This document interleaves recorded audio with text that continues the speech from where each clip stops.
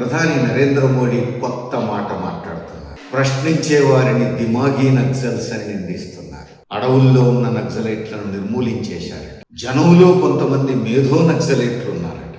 వాళ్ళు జనాన్ని రెచ్చగొడుతున్నారట.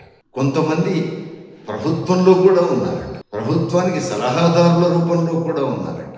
అంటే ప్రభుత్వంలో కానీ, ప్రజల్లో కానీ, ప్రతిపక్షంలో కానీ తనని ఎవరు ప్రశ్నిస్తే వారు దిమాగీ నక్సల్స్. ప్రశ్నిస్తే మాత్రం ప్రధాని సహించాలి. ప్రశ్నిస్తే అసహనానికి గురవుతారు. వారికి ఏదో ఒక పేరు పెట్టి ప్రజలలో బదనాం వేసి అణిచివేతకు గురి చేస్తారు. ఇది మొదటిసారి కాదు. మోడీ ప్రధానమంత్రి అయినప్పటి నుంచి ఇవే ఎత్తులు మనం చూస్తున్నాం. మొదట ఎవరు ప్రశ్నిస్తే వారిని విదేశీ తొత్తులన్నారు. ఆ తర్వాత ప్రశ్నించే వారిని దేశద్రోహులన్నారు. ఆ తర్వాత ప్రశ్నించే వారిని ఉగ్రవాదులన్నారు. ఆ తర్వాత కొద్ది రోజులకు అర్బన్ నక్సల్స్ అన్నారు. ఇప్పుడు కొత్త పేరు పెట్టారు, దిమాగీ నక్సల్స్. ఆయనకు కొత్త పేరు పెట్టాలని ఎందుకు అనిపించింది? స్వాతంత్ర్య దినోత్సవానికి సరిగ్గా కొద్ది రోజుల ముందు ఢిల్లీ మహానగరం నడిబొడ్డున యువత, విద్యార్థులు తిరగబడ్డారు. పార్లమెంటు వైపు దూసుకొచ్చారు. ప్రధాని ఇక మన సమస్యలు వినడు, చూడడు, వాటి మీద మాట్లాడరు, నిర్లక్ష్యంగా ఉంటారు. కాబట్టి ఇక పార్లమెంటు వైపు పోవడం తప్ప ఇంకొక మార్గం లేదు అని అత్యంత ఆధునిక చదువులు చదివినటువంటి యువకులు, విద్యార్థులు పార్లమెంటు బాట పట్టారు. దాని ఫలితం మనందరం చూశాం. విద్యాశాఖ మంత్రి రాజీనామా చేయక తప్పలేదు. ఇదంతా గమనించిన తర్వాత ప్రధాని నరేంద్ర మోడీ గారికి ఈ ప్రశ్నించేవారంటే గిట్టట్లేదు. పైగా ఇప్పుడు ప్రశ్నించేవారు ఎవరో కాదు, కార్మికులు కాదు, రైతాంగం కాదు, అత్యంత ఆధునిక చదువులు చదువుకున్న యువకులు. కాబట్టి ఇక ప్రశ్నించని వారెవరు సమాజంలో?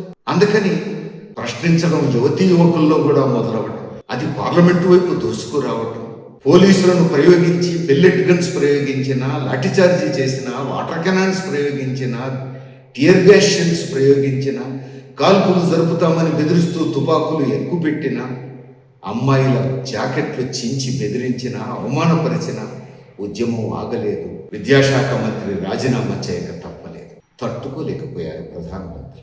ఎందుకంటే ఆయన ప్రశ్ననే సహించలేరు.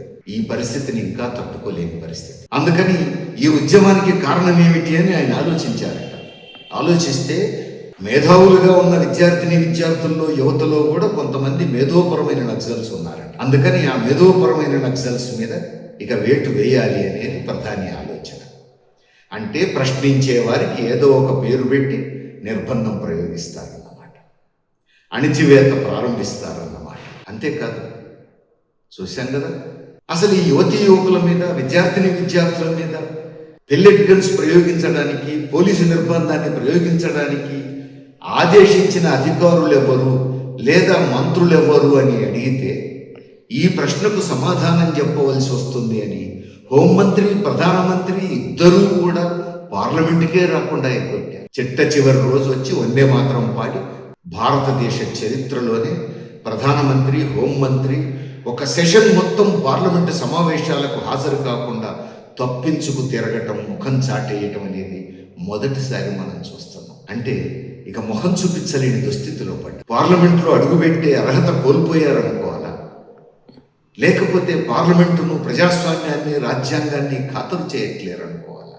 సరిగ్గా స్వతంత్ర దినోత్సవానికి 2 రోజుల ముందు ముగించిన పార్లమెంటు ఆ తర్వాత స్వాతంత్ర దినోత్సవం రోజు మాత్రం ఎర్రకోట దగ్గర త్రివర్ణ పతాకాన్ని ఎగురవేసి అక్కడ ఉపన్యాసంలో దిమాగీ నక్సల్స్ అనే మాటను ప్రయోగి. అంతేకాదు, యువకుల మీద ఇంతటి పాశవికమైన దాడి చేసి వారి జీవితాలతో చెలగాటమాడి జవాబుదారీతనానికి సిద్ధపడక పార్లమెంటు సమావేశాలు కూడా ఎగ్గొట్టి ఎర్రకోట నుంచి ఇచ్చినటువంటి స్వాతంత్ర దినోత్సవ ప్రసంగంలో మాత్రం యువత కోసమే తాను తప్పించిపోతున్నట్టు, యువత కోసమే తమ ప్రభుత్వ విధానాలు అంకితమైనట్టు, తాము అల్లాడిపోతున్నట్టు యువతను మభ్యపెట్టేందుకు విఫలయత్నం చేస్తున్నారు.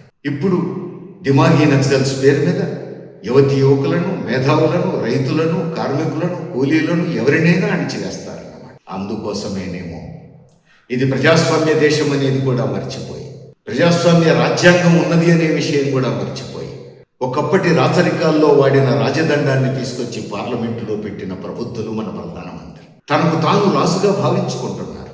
తనకు తాను ఎవరు ప్రశ్నించడాన్ని సహించేది లేదు, నా చేతిలో రాజదండం ఉన్నది అనే సంకేతాలు ఇచ్చారు. రాచరికపు పద్ధతుల్లోనే నిరంకుశత్వాన్ని ప్రయోగిస్తాను అని ప్రజలను హెచ్చరిస్తున్నారు. అది ఈరోజు మనం అర్థం చేసుకోవాల్సిన ఒక ముఖ్యమైన విషయం. అంతేకాదు, సర్ పేరుతో ఓటర్ల రిజిస్టర్ను ఆధునీకరిస్తున్నాం. ఇప్పుడు జరుగుతున్నది ఏమిటి? మన రాజ్యాంగం ప్రకారం ఓటు ప్రజల హక్కు. ఓటు ప్రజల హక్కు. ఓటర్లు తమకు నచ్చిన వారిని ప్రజాప్రతినిధులుగా ఎన్నుకుంటారు. ఇది మన ప్రజాస్వామ్యం మూలం. ఇది మన రాజ్యాంగం చెప్పేది. మోడీ వచ్చిన తర్వాత ఏం చేస్తున్నారు? ఇప్పుడు సర్ పేరుతో ఏం చేస్తున్నారు? ఓటర్లు తమకు నచ్చిన వారిని ఎన్నుకోవటం కాదు, ప్రభుత్వం తమకు నచ్చిన వారికి ఓటు హక్కునిస్తోంది. దేశంలో 143 కోట్ల మంది అందరూ కొత్తగా అప్లికేషన్లు పెట్టుకోవాలన్నారు. చచ్చినట్టు అప్లికేషన్లు పెట్టుకుంటున్నారు అందరూ. ఇప్పటికే 10 సార్లు 20 సార్లు 30 సార్లు ఓట్లు వేసిన వాళ్ళు కూడా కొత్తగా తమకు ఓటు హక్కు కావాలని అప్లికేషన్లు పెట్టుకోవాల్సిన పరిస్థితి తెచ్చారు. మరి ఎవరికి ఇస్తారు ఓటు హక్కు అంటే? ప్రభుత్వానికి నచ్చిన వారికి ఓటు హక్కు. స్వాతంత్ర్యానికి ముందున్నటువంటి రాచరికాలకు, స్వాతంత్ర్యానంతరం వచ్చిన మోడీ రాచరికానికి ఉన్న తేడా ఇది. తాను ప్రజల ఓట్లతో ఎన్నికైనట్టుగానే ఉన్నారు, రాజ్యాంగబద్ధంగా పరిపాలిస్తున్నట్టుగానే ఉంటుంది. కానీ ప్రజలకు నచ్చిన వారిని ఎన్నుకునే ప్రక్రియ కాదు, తమకు నచ్చిన వారికి ఓటు హక్కునిచ్చేటువంటి ప్రక్రియ ప్రారంభం. ఇది ఒక కొత్త తరహా నిరంకుశ పోకడ.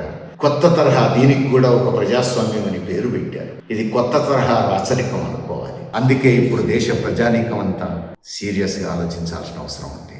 కొత్త తరహాలో మరింత ప్రమాదకరమైనటువంటి నిరంకుశ పోకడలు ఈ దేశంలో పెరుగుతున్నాయి. నరేంద్ర మోడీ గారి నాయకత్వంలో ప్రజాభిప్రాయాన్ని ఖాతరు చేయకుండా, రాజ్యాంగాన్ని ఖాతరు చేయకుండా, దేశ స్వాతంత్ర్యాన్ని కూడా ఖాతరు చేయకుండా, ప్రజాభిప్రాయానికి భిన్నంగా, ప్రజాస్వామ్యానికి భిన్నంగా పచ్చి నియంతృత్వ పోకడలకు ఈరోజు మోడీ ప్రభుత్వం పోతోంది. ఇప్పుడు ప్రజలే ఆలోచించాలి. ప్రజలే ఈ దేశంలో ప్రజాస్వామ్యాన్ని కాపాడుకోవాలి. ప్రజలే ఈ దేశంలో లౌకిక విలువలను కాపాడుకోవాలి. ప్రశ్నించే హక్కును కాపాడుకోవాలి. ప్రశ్నించే వారుగా తలెత్తుకొని తిరగాలి.